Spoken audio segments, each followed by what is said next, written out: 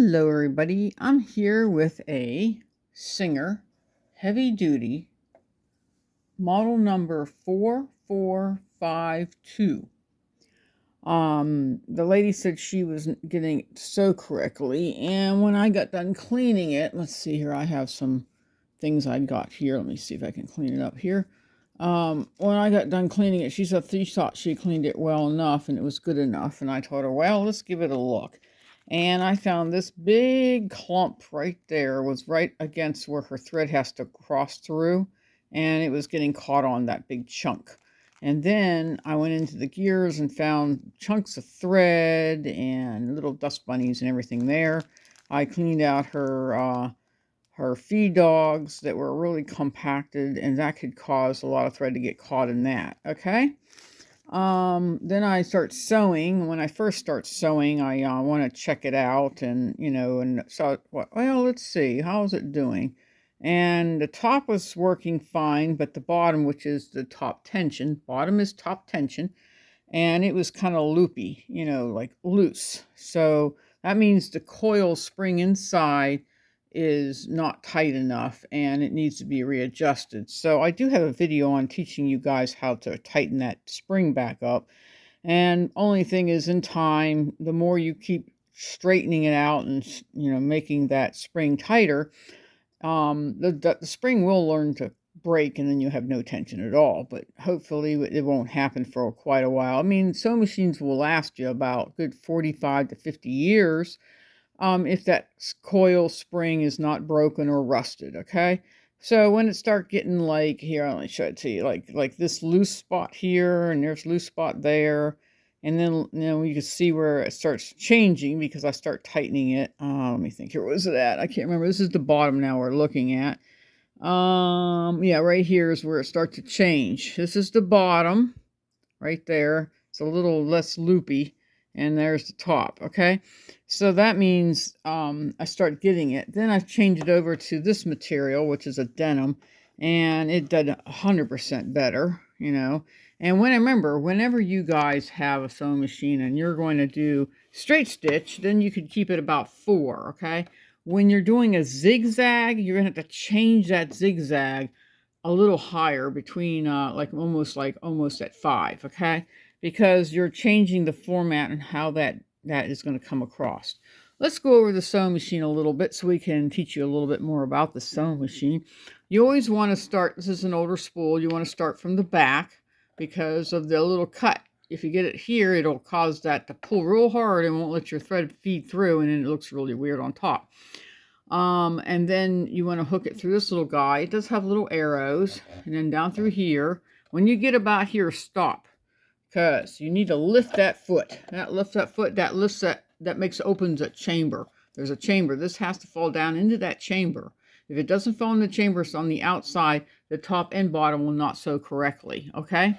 So you need to make sure that is completely open by opening the foot. The foot is open, that drops down into the little center there. Then we keep continuing, following the arrows, and this is your uptake. That's what pulls it through the machine. It means that whenever that thread's inside that tension, that's pulling it up through. So then you go this way and come back down, and then you want to hook it into there, right there, and then into the needle, which my needle is down. Sorry. And after you get it done in your needle. Now, let's see. Yeah, this one does have a threader if you want to use it. I don't think this threader, yeah, it's in there. Okay, I was making sure it's in there right. I don't usually use threader. I'm kind of like old school. I'm not really into that threader. I mean, a lot of people love it. Some people, think it's awesome. Me, I just rather use my eyes. Since I got them fixed, I'm happier now. So after you put that down, it's basically ready to sew. Now, when this is down, you can move your tension. When this is up, do not move that tension, okay? Because if you do, you screw up your tension. So let's not move that. This is your presser foot pressure, meaning if you're working with denim, you want pressure to go down, to push it down. If you're working with little lightweight cotton, you want that screwed up, means it goes up.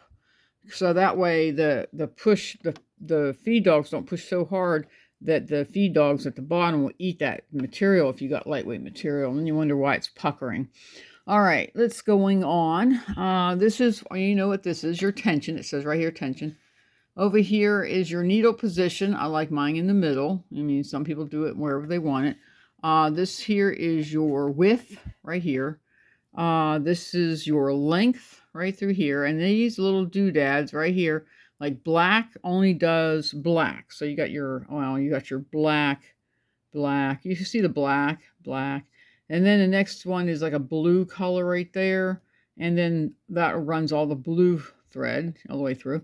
And then you see the red one right there, you know. Then you can do all the red stitching. Okay, so that's how you, this is the indicator. This is how you indicate what this is going to do for you. Okay. Over here, a lot of people don't know about this, and I keep explaining this little guy to people right there. Okay. It is your, you know, if you want to make your stitching looser, you know, go this way. And if you want to make your stitching tighting, go this way. Okay? So tighter and looser. And then some people use it for like their zigzag buttonholer. Okay? This is how you turn on your machine. It's right here. I'm going to go ahead and turn it on like that. Okay. Then it says here the type of needle it takes right here, you know, like 6 and 8, and I think that's needle. I don't know what that exactly stands for. All right. Anyway, I'm looking at that like, what is that? Is that needle 6 or 8? I don't know what that means. Well, whatever. Anyway, this one shows you how to thread it. Make sure you, like when you're holding your bobbin, the waterfall is going towards you. And then when you drop it in here, then it's going this way. And then it hooks up into that little slot there, which is right there, and around, and then back out. But then you have to bring up the thread up through here by using your hand wheel. And when that's done, then you can start continuing sewing, okay? All right, that's for your bottom. And this one does have a little thing you pull out so you can put your sleeves and your pant legs through. And this one does have a compartment, which she kept all her goodies in it, so I can show people there's goodies in there. I won't touch your goodies if you bring them this way. It's not gonna, I'm not taking anything away. All I'm gonna do is take out your guck, your yucky stuff. You know, that's the stuff I take out. And sometimes I add oil, sometimes I add grease. It all depends what it needs. She did come with her own little book. She found a download online, and she found it to be able to bring it to me, even though I've worked on these ones so much that I really don't need the book anymore. It does have troubleshooters and all kinds of cool stuff, you know, whenever you're doing something. Like in here it talks about, you know, everybody says, well, doesn't the needle placement, which way you want to play it, will do different things? And I said, sometimes. I think this one shows it does. I hope I can get back to that page. Oh, darn, I don't even know where I saw it at. I flipped the pages so fast I forgot. Oh, darn, maybe it was back this way. I went too far up, maybe. No, I don't know where it's at. But if you place the needle further on one side, it makes that, it just changes the pattern format. So, let's see, when you want to use a bobbin and fill it up, you need to, let's see, you don't have to really go here or here. In a lot of places you do. But you just need to come this way from that point around there and then twist it around. There's a little opening right in there, and you go this way. There is a little doodad right there. But anyway, it goes around, hooks up in here with your bobbin. Then you click it, and I think this is an automatic. It means it shuts the sewing machine down so we can use rewinder. Okay, then when you're done, you open it up. Sometimes they click back, sometimes they don't. So I can't guarantee you what this one does, and I didn't fully read the book, and I guess I could have. Let's see, anything else I need to go over? I don't think so. These are my labels that tells you when I actually service the sewing machine. If you're an avid sewer and you sew all the time, maybe let's say you sew 3 weeks out of each month, okay, then I would say every 6 months come back in and get a deep cleaning, and I'll look at everything to make sure everything's in running order, like your belt and all that kind of stuff. If you are one of those people that don't sew that much, maybe pull it out maybe once or twice a month, then you can let it go for a whole year and then say, hey, Jacqueline, I need some help. Anyway, so, and this one has a basic, I'm trying to get the pedal flipped over, because the pedal's upside down for some reason. The foot pedal is just a basic standard foot pedal. It's not like a you know, major heavy duty one. The heavy duty is the motor inside here, okay? And she said it sounds so much better. I sent her a mini video showing her how it's running and how quiet it is and all that. And I played with it a little bit, doing different things to make sure, but we're not going to do all that. We're just going to let you hear how it sounds, okay? Here we go. And your reverse is up here. I want to make sure everybody knows where your reverse is. I like how this one actually has it written out so people can see what it is. Going on. I like to leave it down so when you do the pivot, you don't lose your place. Here's where we're at. We started about here. We started zigzagging, or zigzagging, straight stitch and straight stitch across there. Okay, and a lot of people say, well, it still doesn't look that great on the bottom. Well, give it time. It just takes time for it to reset itself. I can't make everything perfect, but it comes out pretty much perfect. So I'm going to put this back to the center. Let me get this down. Pick this up. And I'm going to put this back to the center so when she comes picks it up, she can do her own adjustments and how she wants to do it. Now she has her own book. She can look it up and exactly know how to adjust her sewing machine. And but it looks like it's doing really well. It's not having any issues with extra string on the bottom. And if you do use and you do leave a string sticking out, please snip your tails. If you don't snip those tails, this machine is known to suck it straight down in there, and it'll mess you up big time. And I don't want you to get messed up and thinking, oh my gosh, what did I do now? So anyway, I hope you guys get something out of the sewing machine. And the lady that's going to come get her sewing machine will view her video and be able to share her video. And I'll probably put this on the public, 2 days from now, I think. So I've already put a video up. I only put videos up Monday through Friday, sometimes 3 to 4, sometimes 5 videos.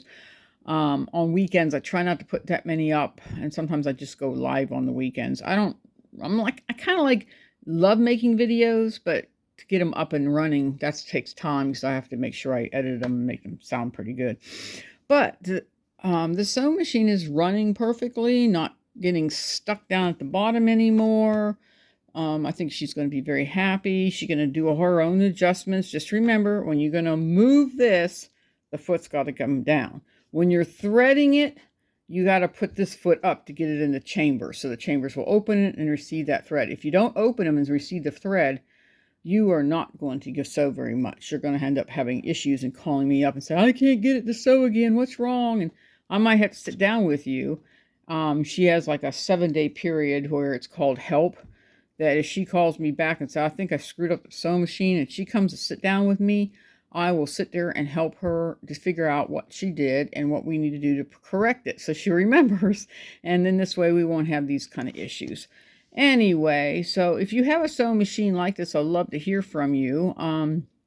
If you, what do you do? What do you like to make? Did you get the sewing machine as a handy-down, or did someone buy it special for you to use? Anyway, well, have a blessed day, and I hope everybody gets something out of this video.